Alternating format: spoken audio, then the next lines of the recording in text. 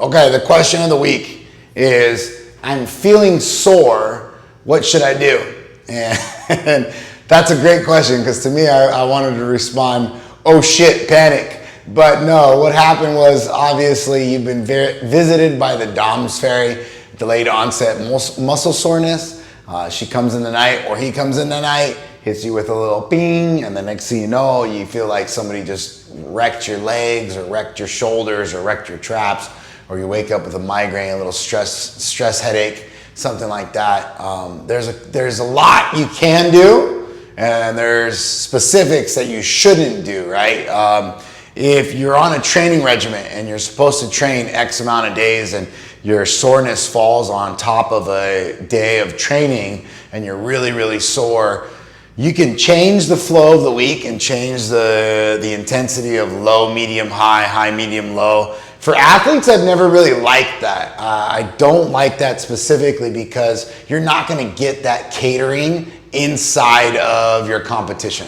What you should get aware of is when to give more effort and when to give less effort, when to go through the motions and when not to go through the motions. You'll be surprised. Sometimes I've seen people get some of the best output, their PRs, they break records based off of being sore because they come in with that mentality of, oh, fuck it, I'm really not gonna really do much today, I'm just gonna go through the motions. And then they start moving and they're like, oh fuck, it's going well for me today, things are happening, oh God, this is the day. And then all of a sudden they send it. So that kind of comes down to what we call an MTR, maximal training resistance. So it's the max for the day, the output for the day. And you can always look at it as like a perceived exertion, like, oh, I'm gonna put 8 out of 10 into this. And you have to be at a real high level or doing that quite frequently to truly understand that. Because once you start looking at it, you're gonna go home and you're gonna be like, oh, how hard did I push myself today? And you're like, oh, that's really probably a 5 out of 10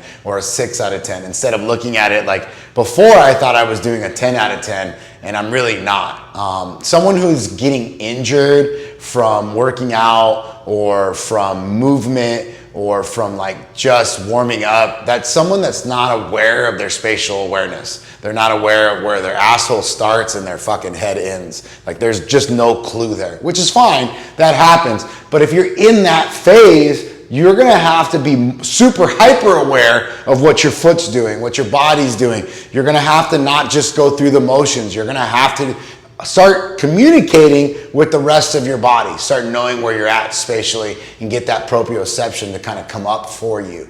The other side of it too is, you know, in order for me to train, I have to continuously move. A lot of us will suddenly get real sore and then we don't want to work out. We don't want to move, which in turn makes it worse because now I am kind of creating the sedentary, which in turn is not helping that muscle soreness. It's not lactic acid, it's torn fibers in your muscles. That's a whole other story for another time. But this actual soreness needs to kind of get flushed out or moved out, or it needs to get something happening so that way it doesn't get stiff.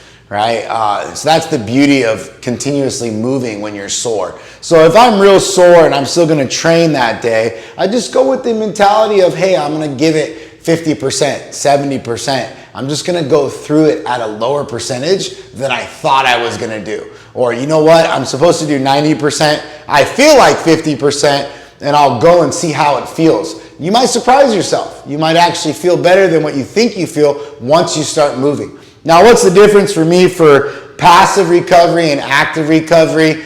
Active recovery is not exercise. Active recovery is some monostructural movement, not 100 burpees for active recovery. That's actually work. That is work no matter what. Passive recovery is something that I'm more into. I'm into, you know, specifically like ice bath, hot and cold contrast, massage, physical therapy, yoga, which is actually somewhat active, which is very active if you're not careful with it. If you haven't gone to Bikram in a while and you end up in a 90-minute session, you're fucked. So be aware of all that. So understand the difference between passive recovery, active recovery, and where you're at inside of that development of your recovery as well. Because if I'm gonna go and stretch for 90 minutes, but I have never done stretching, and that's gonna be part of my active recovery, the first couple of weeks is gonna actually make me worse. Same thing with massage. If I get a 90-minute massage on my rest day, because that's gonna be active recovery, then that's gonna make me worse before it makes me feel better, which is what you wanna do, right? So 90 minutes of active recovery for massage, 90 minutes for yoga, and then 90 minutes of hot and cold contrast. Whew, that's already a 4.5-hour training day. So what should you do if you feel sore? Get your ass out of bed and keep moving.